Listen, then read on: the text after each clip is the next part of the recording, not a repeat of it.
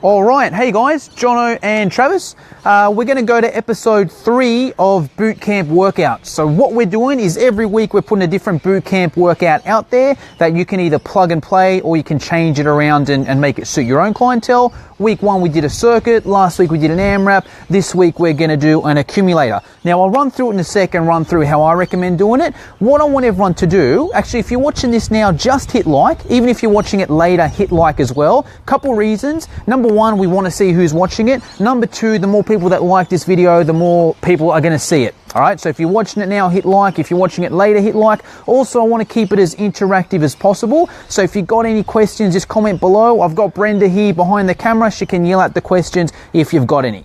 All right, I'm going to explain this actually like I would to a boot camp anyway. So I'll pretend that you're like a client in a boot camp and we'll run through it like that. All right, so the accumulator. Who's done the accumulator before? Put your hand up if you've done the accumulator or comment below if you've done the accumulator. We've all probably done something similar. We've just got 6 exercises here. We got squat jumps, bridges, walking lunges, push-ups, TRX rows, kettlebell swings. The way it works, you're going to do 3 reps of all of those exercises. Then you're going to do 6 reps of all of those exercises. Then you're going to do 9 reps of all of these exercises. Then you're going to do 12 reps. Then you're going to do how many? Comment them below. That's right, 15. Then you're going to do how many? Comment them below. That's right, 18. Okay, you keep working up as high as you can for 22 minutes. There's going to be a few more little bits and pieces to it, but we might just get Trav to do a once over on that just so we see what it looks like. So even just there, Trav, he'll do 3 squat jumps. All right, he'll go 1, 2, 3. 3 bridges. All right, he'll hit the deck and he'll go up for 1, 2, 3, he'll come up, 3 walking lunges. That'll be 3 each side. Very important for this. So it'll be 1, 2, 3. All right, that's right. We get the idea. 3 on each side. Then it will be push-ups. He'd hit the deck for 3 push-ups. For 1, 2, 3. He'd then run over to the TRX, do 3 TRX rows. For 1, 2, 3, he'd then go and do 3 kettlebell swings. All right, then he would start again and he would do 6 of everything, 9 of everything, 12 of everything, etc., etc. All right, few little add-ons we're going to add in there. Okay, my whistle's going to go off every 2 minutes. Trav's just going to jump in the ladder and just do his lateral hops. Okay, so side to side from there. So he'll, yep, and then back the other way. All right, 40 of those as quick as he can, then he gets back into it. All right, one more thing to it. Every time I tap Trav on the shoulder, he's going to do 10 med ball slams. All right, so he'll pick it up and he'll do 10 slams as quick as he can. All right, that's the shoulder tap. So that's the workout. Let's break it down and break it down why we do it like that. Okay, so a few things going on. The number one thing is the accumulating format where it's the 3, 6, 9, 12. Those exercises there, we use the exact same as we did in the AMRAP last week. And I did that on purpose, not only because they're good exercises, but also just to show you that you can use the exact same exercises and change the format so they look completely different. Now with the AMRAP, that's when we were sort of doing those exercises, but it was 20 reps of everything. The advantage of this is you're varying the reps. So it's not just the same thing over and over again. The first time through it's 3, then it's 6, then it's 9, then it's 12. So it's going, you're doing different reps at each time, which is more varied, and usually more variety means more fun. Yeah, I just think as well, with that, you could run that session or these sessions maybe one day and even potentially the next day. Or definitely, if you ran one week and the one the next week, the clients are not really going to know that basically the same exercises, more or less a similar session. Yeah. And all you've done is sort of change the format. Exactly. And with that as well, the reason why I like this style and it makes it even more different is when you add those intervals in. All right, so because you're adding 2-minute intervals here, yeah, we did that in the AMRAP as well, but it's still the same thing. So when you're doing the AMRAP, you might say, all right, well, I'll get 2 lots of 20 reps in this 2 minutes, then 2 lots in the next. Yes. Well, I think I was going to say for the AMRAP, we did skipping and the battle. Yeah, exactly. So this is, again, another way where you're changing it just that little bit. And again, if you do those same exercises day in, day out, your clients are going to know you're only doing the same exercises day in, day out. But if that's a week apart and then the interspersed activity is on the ladder and the med ball, changes it again completely. Exactly, really. exactly. And with the reason why I like the intervals in this is it's like each 2 minutes is completely different. Yeah. So the first time you do it, say a fit guy like Travis, he'd probably finish 3 of everything and 6 of everything.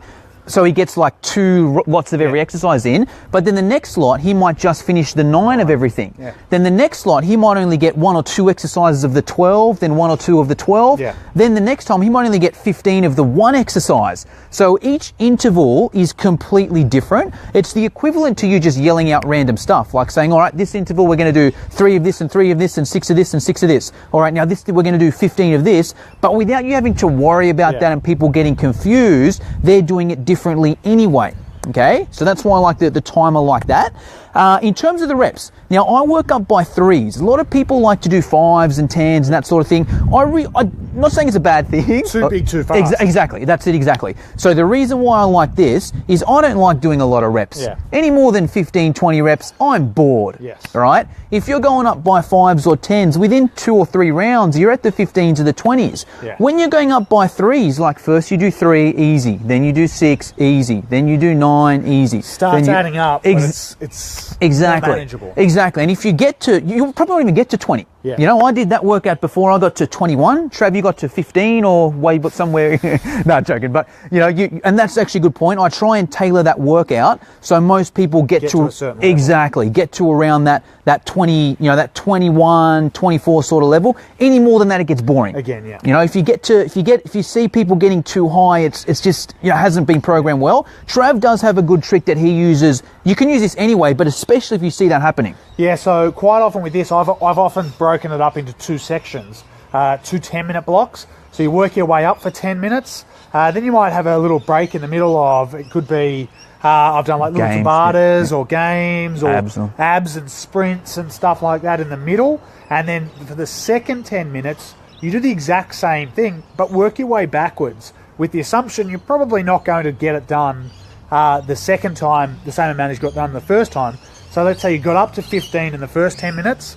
On the second round through, you start where you finished and go from 15 down to 12, down to 9, and go from there. Again, like I said, you could play around with that, maybe do the first one for 12 minutes and the second one for 8 minutes. So you're definitely not going to catch yourself up. But again, the second time through the second 10 minutes, I've never had anyone actually catch themselves up. Exactly. And if you have caught yourself, you probably didn't go hard enough in the first one. Yeah. But it's still good to have that goal there. So that's why I throw the joke in and say, oh, hey guys, look, I did it before and I got to 21. I always pick a few reps higher than what I actually did so they don't beat me.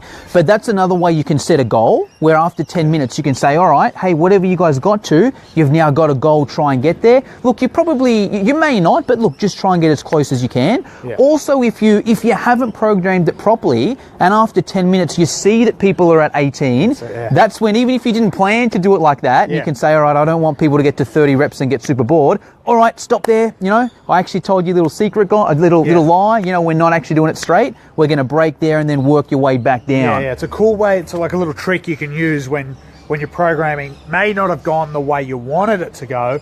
And like I said, it's always good to have those sort of 4-minute interval things, those sort of Tabata style exercise where you go, okay, I know there's a 4-minute activity or a 5-minute activity I can do that's going to drain my client's energy, get the energy high again, then get back into the second half of the workout. Exactly, because that's the thing with some of these workouts. If you're working for 20, 30 minutes straight, you can get a little bored towards the end of it. But if you know it's 10 minutes, all right, I'll go hard. All right, have a break, do something completely different for 5 minutes. All right, come back, 10 minutes, it breaks it up. All right. Just quickly with the exercise, we use the same ones, but what I always do exercise-wise, just make sure they're varied. My sort of rule is different chains, different planes, different positions. So you want to work your anterior chain, you want to work your posterior chain, you want to work your 3 different planes, your frontal, your sagittal, your transverse, and you want to be in different positions. You want to be standing, you want to be moving, you want to be side shuffling, you want to be on your back, you want to be on your tummy, you want to be sitting. Throw in so if you're doing this workout with your clients, change up those exercises, but still make sure you have that variety. Do things like push-pull as well. Exactly. Yeah. Exactly. Awesome. So that's today's video, guys. Any questions, just comment them below. If you liked it, just hit like so we know that you liked it, and have a good evening.